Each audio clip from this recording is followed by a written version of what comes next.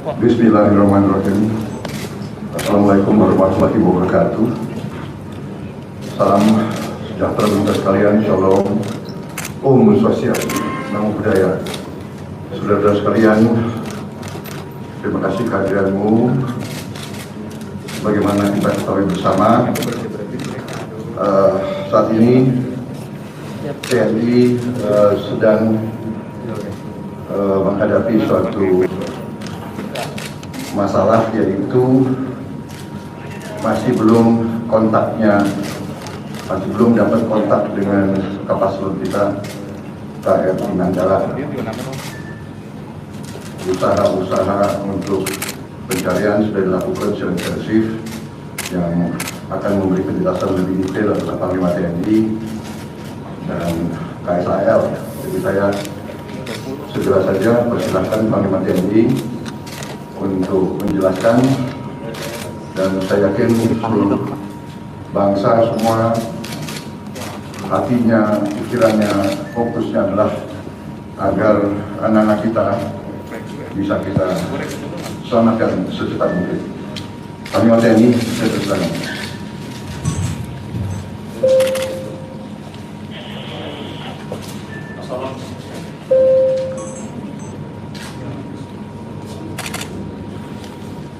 Assalamualaikum warahmatullahi wabarakatuh.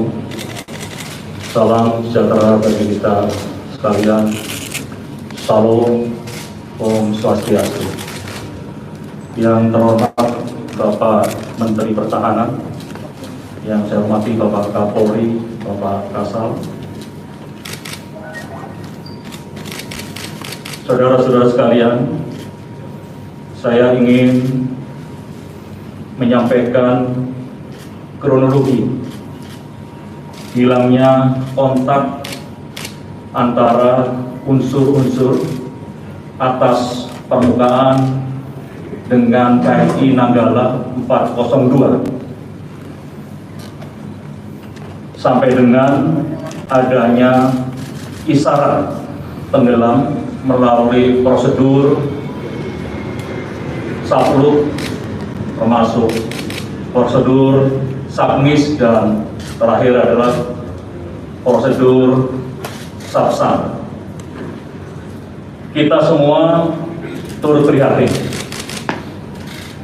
dengan kejadian yang dialami prajurit KRI Nanggala 402 dan personil yang on board di dalamnya. Pada hari Rabu, tanggal 21 April tahun 2021 dini hari, KRI Nanggala 402 hilang kontak saat melaksanakan drill penembakan torpedo di perairan utara Bali. Sampai hari ini, upaya pencarian masih terus dilakukan oleh TNI Angkatan Laut. Seluruh prajurit di lapangan sedang melaksanakan pencarian dan pertolongan KRI Nanggala 402. Di lapangan rencana akan dibantu oleh instansi pemerintah lainnya, yaitu Kepolisian Negara Republik Indonesia, KNKT, BPPT, dan Basarnas, termasuk bantuan datang dari Singapura, Malaysia, dan Australia. Kita semua berharap upaya pencarian akan membuahkan hasil dan menumbuhkan harapan untuk menyelamatkan seluruh personil KRI Nanggala.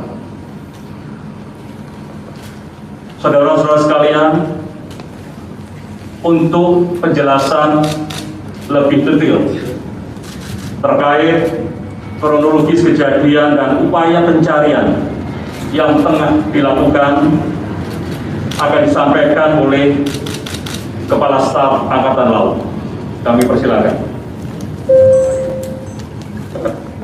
Terima kasih yang terhormat Bapak Menteri Pertahanan RI, yang saya hormati Bapak Panglima TNI, Bapak Kapolri dan saudara sekalian.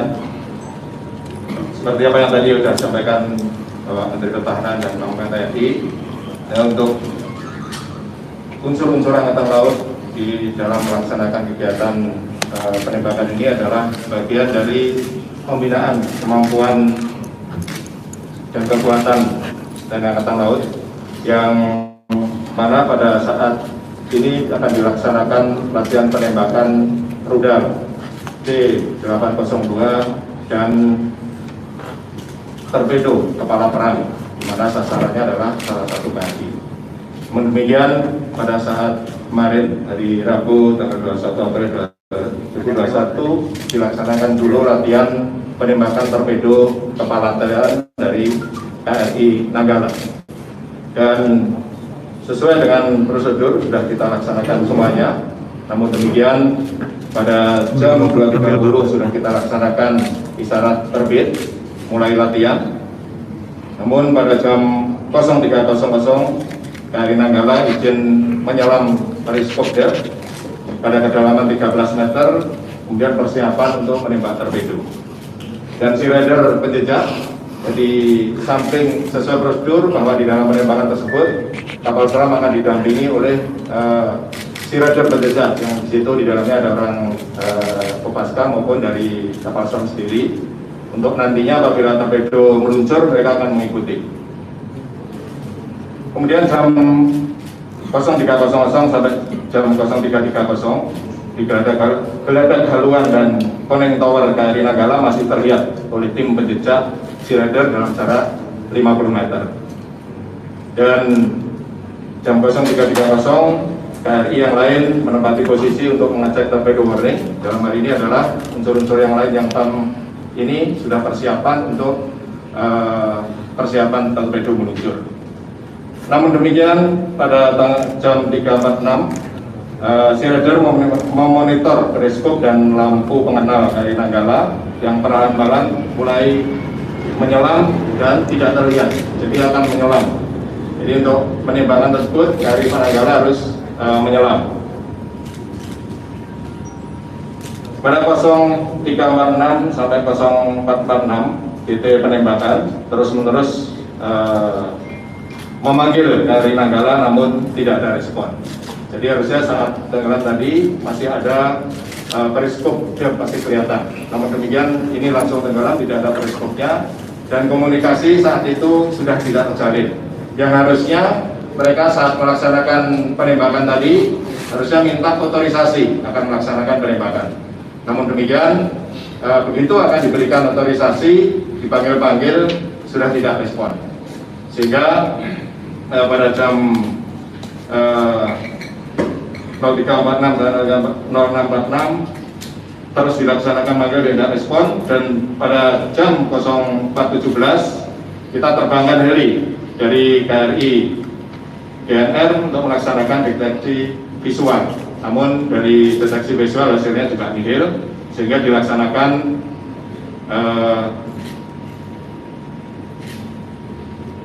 dengan komunikasi maupun tidak bisa dilaksanakan. Kemudian estimasi KRI Nanggala timbul sesuai jadwal ini adalah jam 05.15. Jadi harusnya jam 05.15 apabila komunikasi tidak terjalin sesuai jadwal, mereka sebenarnya sudah harus timbul. Ya, namun demikian pada jam 05.15 KRI Nanggala tidak timbul dan tidak terlihat di permukaan. Komunikasi jaring pada jaring utama dan jaring cadangan. Kemudian pada jam 05.15 kita adakan prosedur sablok, yang mana aksi yang dilaksanakan apabila kapal selam hilang kontak dan diduga mengalami permasalahan. Ini memang sudah sesuai prosedur untuk kapal selam. Kemudian pada 06.46 kita laksanakan isyarat submiss.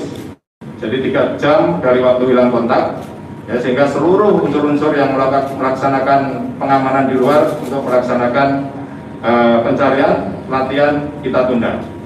Dan nantinya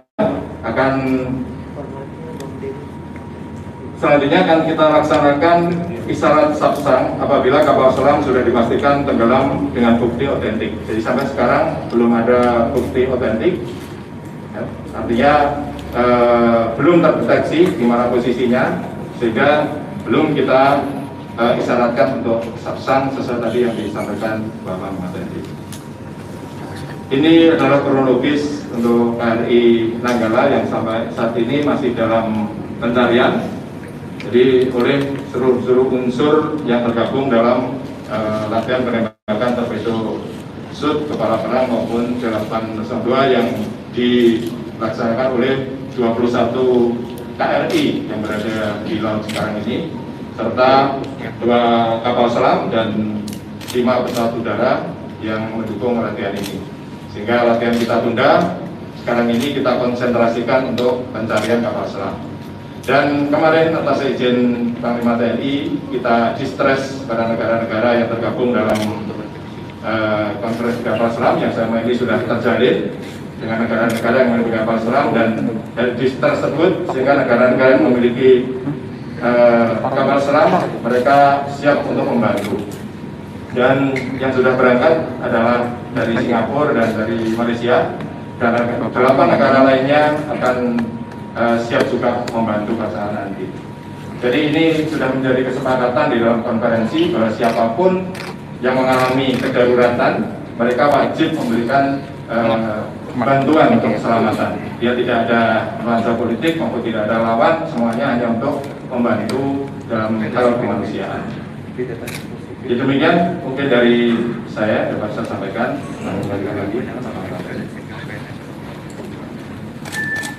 Tadi penjelasan dari Kepala Staf Angkatan Laut. Ini kalau ada pertanyaan, jika ada Bapak Menhan, ada Kepala Staf Angkatan Laut dan ada saya sendiri. Silakan. Ya, saya Cok dari Kompas. Ya, yang angkat tangan belakang dulu ya, silakan. Sisilia Panglima dari Metro TV izin bertanya, kemampuan dari KRI Nanggala 402 ini untuk memastikan bahwa 53 ABK yang di dalam itu oksigennya cukup, seperti apa? Panglima bisa dijelaskan kemampuan dari KRI Nanggala itu seperti apa? Dan kemarin juga ada informasi adanya gerakan di bawah air yang 2,5 knot itu, bagaimana penjelasannya Panglima? Terima kasih. Ya, sekalian. Menyambung Panglima, saya Cok dari Kompas. Mungkin pertama tadi Panglima bersama Kapolri dan ke KRI Suharto dan operasi dan Kasal, apa yang sampai hari siang ini Pak temuannya.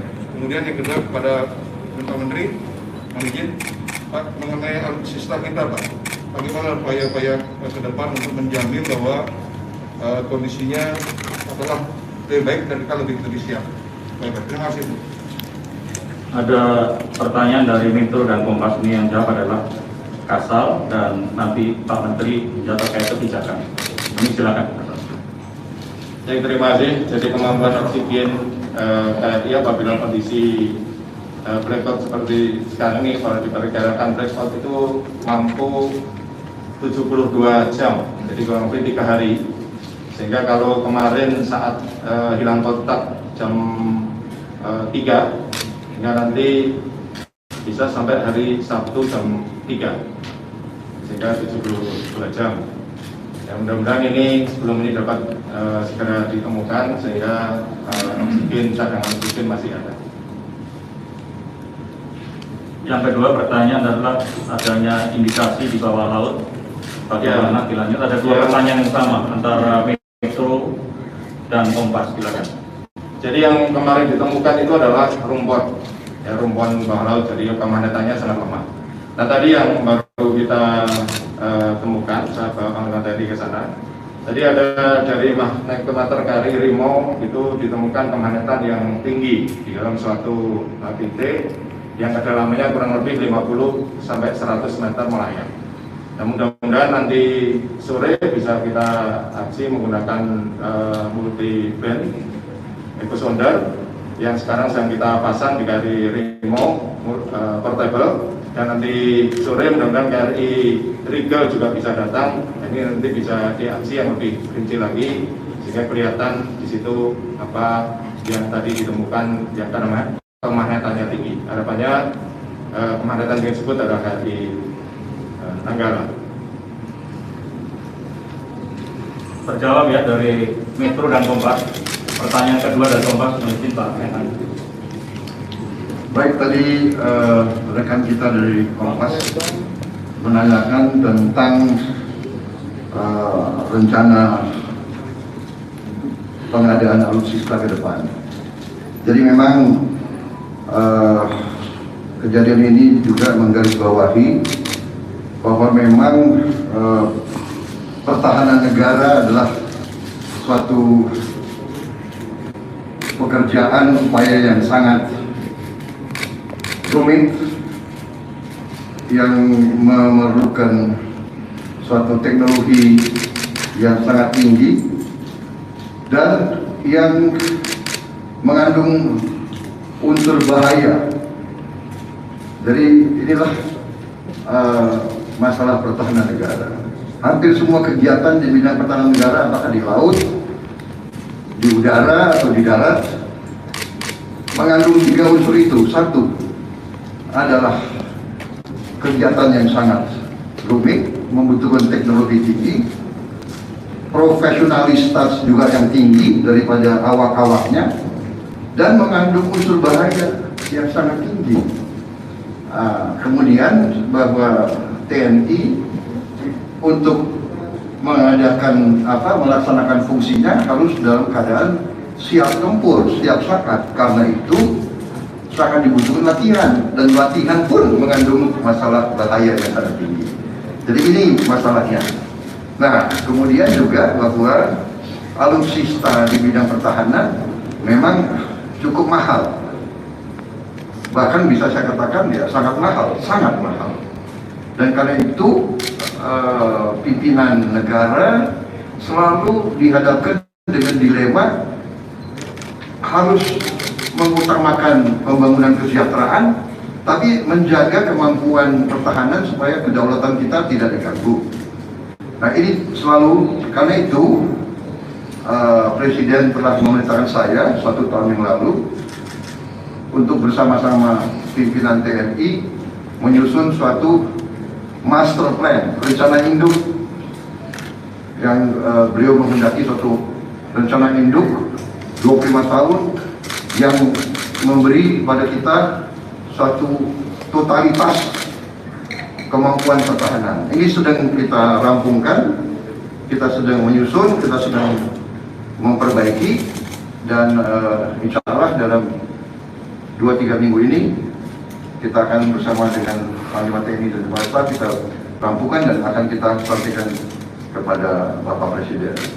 Tapi intinya memang kita akan investasi lebih besar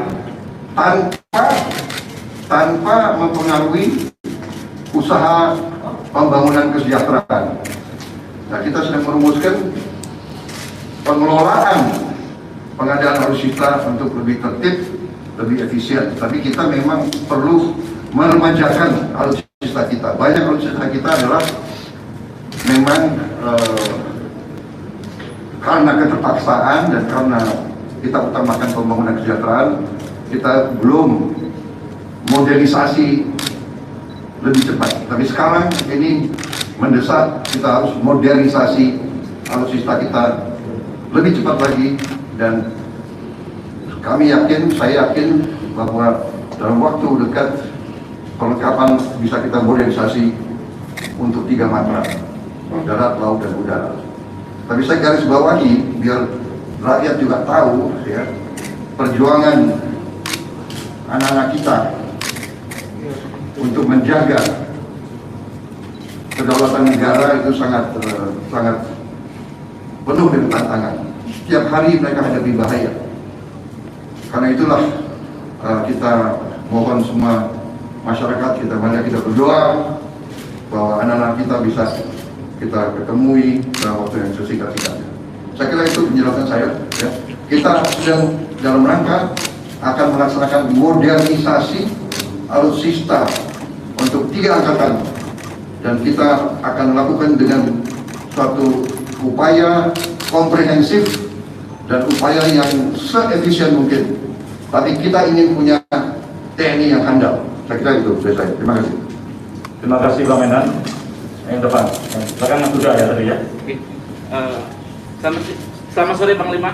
Izin bertanya dari kantor berita Reuters London, Panglima. Izin bertanya terkait sebelum kapal selam Manggala 402 ini melakukan langkah di Bali Utara, bagaimana sih kondisi kelayakan daripada kapal selam tersebut? Itu yang pertama. Terus yang kedua terkait posko.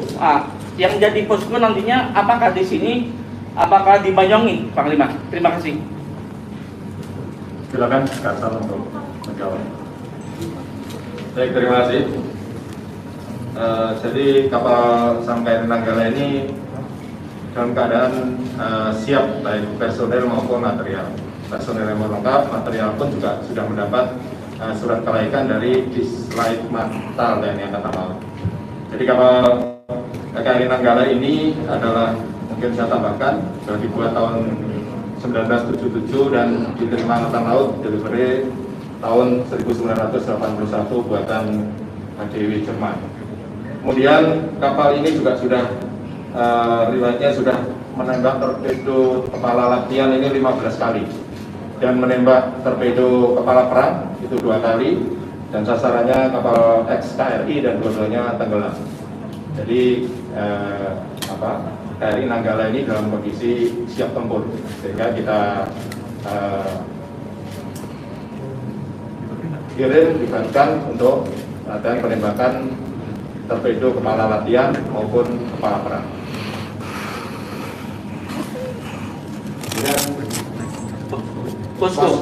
Posko nanti kita siapkan di sini dan di Lanal Banyuwangi.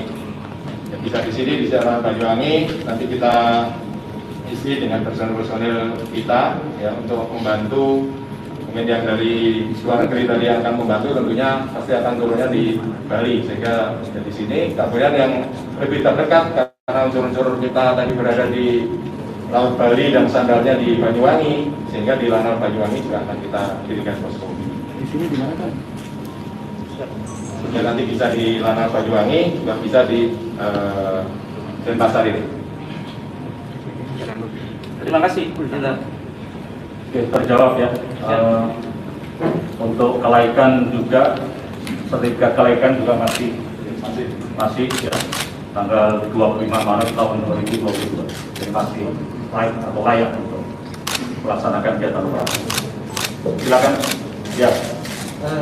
Saya Davi dari media Merdeka.com, Mas. Untuk pertanyaan pertama terkait bagaimana evaluasi TNI AL sama Kemenhan setelah kejadian kapal tenggelam ini. Terus yang ini kan ada anggapan bahwa 2 dari kapal selam itu sudah terlalu tua. Itu mungkin ada tanggapan bahwa itu. Yang kedua, selama ini hambatannya itu untuk mempunyai 5 kapal selam itu seperti apa ya? Yang menurut pengamat harusnya 12 kapal selam. Itu saja.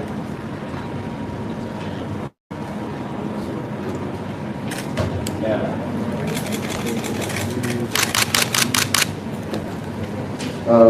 Baik, jadi saudara, sebagaimana tadi saya katakan, ya, kita memang rencananya akan modernisasi dan kita adakan kita ingin armada yang baru, armada yang mutakhir, dan ini sedang kita lakukan. Tapi sementara itu alutsista yang ada kita harus manfaatkan sebaik mungkin, dan memang TNI dari dulu kita, sebagaimana saya katakan tadi, dari sejak dahulu kita selalu mendahulukan kepentingan rakyat, kepentingan umum, sehingga TNI selalu siap untuk menghadapi keadaan dengan alat yang ada dirawat dengan sebaik-baiknya, digunakan dengan seefisien mungkin, dan itulah. Tetapi saya tadi katakan bahwa alat apapun dalam pekerjaan pertahanan negara di 3 matra menghadapi unsur bahaya yang sangat besar. Jadi kemungkinan kecelakaan di darat, laut, dan udara itu adalah way of life daripada tentara. Ya. Risiko pekerjaan TNI ya menghadapi bahaya setiap hari. Jangankan latihan perang, latihan biasa atau patroli biasa saja sudah mengandung bahaya. Ada kapal kita yang kena ombak yang sangat keras, dapat kasar yang pecah di tengah laut. Ya, jadi bukan latihan, patroli biasa menghadapi unsur ini namanya apa ya? Ini namanya matranya semua ini mengandung bahaya. Jadi saudara-saudara, kita sedang merencanakan peremajaan. Kita baru adakan 3 kapal selam baru dari Korea Selatan, masih terus diadakan uji coba, dan terus memang kita rencananya untuk tambah kapal selam. Rencana kita memang terus mengadakan penambahan. Tapi saya ingin selalu garis bawahi bahwa apalagi masalah operasi kapal selam ini salah satu di seluruh dunia adalah operasi ataupun suatu bidang peperangan yang paling kompleks, paling sulit, dan paling berbahaya. Untuk menjadi awak kapal selam itu membutuhkan psikologi khusus. Tidak semua mampu di situasi seperti itu. Dan inilah banyak negara menghadapi seperti ini. Kalau tidak salah beberapa tahun yang lalu Rusia menghadapi seperti ini. Ya, kita sekarang berharap, kita berdoa mudah-mudahan kita bisa menemukan mereka. Ya. Oksigen masih cukup untuk beberapa hari. Ya, kita optimis, kita berharap yang terbaik. Ya, saya kira itu jawaban saya. Ya, silakan. Yang belakang, baik. Bapak yang ngasih kesempatan lagi nih. Pak, saya pengen tanya itu kan sebelumnya ada temuan minyak di sana itu dari hasil analisa sementara itu bisa nggak Pak menjelaskan itu temuannya apa? Lalu yang kedua itu kondisi perairan di sana itu ketika saat latihan berlangsung dan setelah hilang kontak itu seperti apa? Dan yang ketiga Pak, usia operasi kapal selam itu berapa sih Pak ininya layaknya? Ya, terima kasih. Kasal, silakan jawab 3 pertanyaan. Ya, jadi tumpangan minyak yang ditemukan itu ada 2 kemungkinan. Karena sampai sekarang kapalnya belum terdeteksi, sehingga kemungkinan tersebut adalah yang pertama kemungkinan tangkinya mengalami keretakan sehingga bocor, karena kalau dia masuk ke dalam terus kemudian kondisi blackout ya, masuk ke dalam terus dengan kedalaman kurang lebih 500 sampai 700 ini bisa. Kemudian yang kedua ada kemungkinan apabila itu masih bisa melayang di kedalaman 50 sampai 100, kemungkinan ABK-nya membuang bahan cair yang ada di situ. Di situ ada oli, ada minyak yang dibuang, dibuang. Harapannya ini untuk mengapungkan, jadi untuk meringankan pada kapal selam tersebut sehingga bisa kondisinya bisa melayang.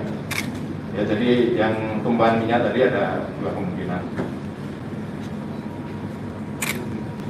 Ya, kondisi perairan sangat cerah. Tadi kita sudah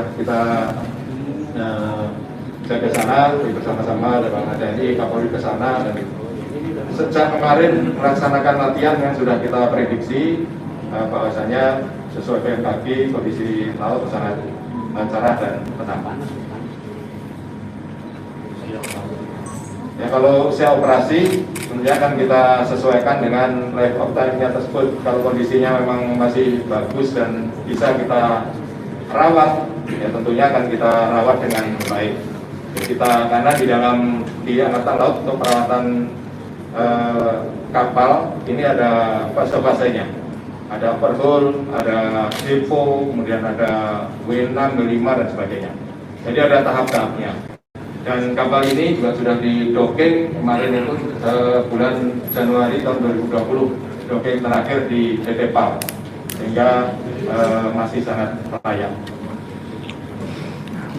Terima kasih. Ada tambahan dari Pak Kapolri? Terima kasih. Yang terhormat rekan-rekan, dalam rangka membantu melakukan pencarian, kami dari kepolisian mengirimkan kapal-kapal kami yang kebetulan ada di NTT, di Bali, dari Jawa Timur, dan kemudian juga kami mengirimkan alat robotik yang bisa diturunkan ke bawah air untuk kedalaman 300 meter dan juga sonar yang bisa menembak kurang lebih 1 kilometer yang sering kami gunakan pada saat mencari pesawat-pesawat yang kebetulan tenggelam. Mudah-mudahan ini juga bisa membantu untuk mempercepat pencarian terkait dengan kondisi terakhir dari kapal Nanggala yang saat ini masih terus dipastikan titik akhir atau titik kepastian untuk validatnya. Demikian, terima kasih. Terima kasih banyak Pak Kapolri. Kami kembalikan kepada Pak Menhan. Baik, saya kira penjelasan sudah cukup dan kita mempersilahkan KSAL untuk meneruskan pencarian. Tentunya Panglima TNI akan juga mengendalikan semua operasi.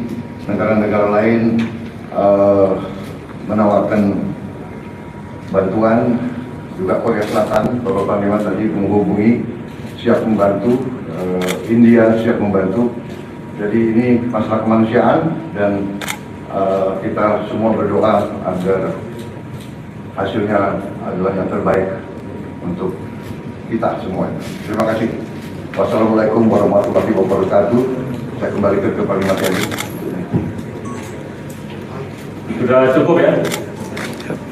Ya, jadi TNI akan terus melaksanakan pencarian dan pertolongan serta mengerahkan seluruh kemampuan untuk membawa pulang kembali saudara-saudara kita prajurit KRI Nanggala 402 kepada keluarga mereka.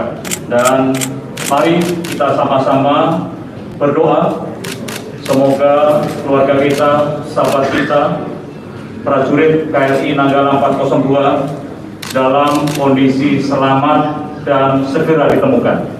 Sekian dan terima kasih.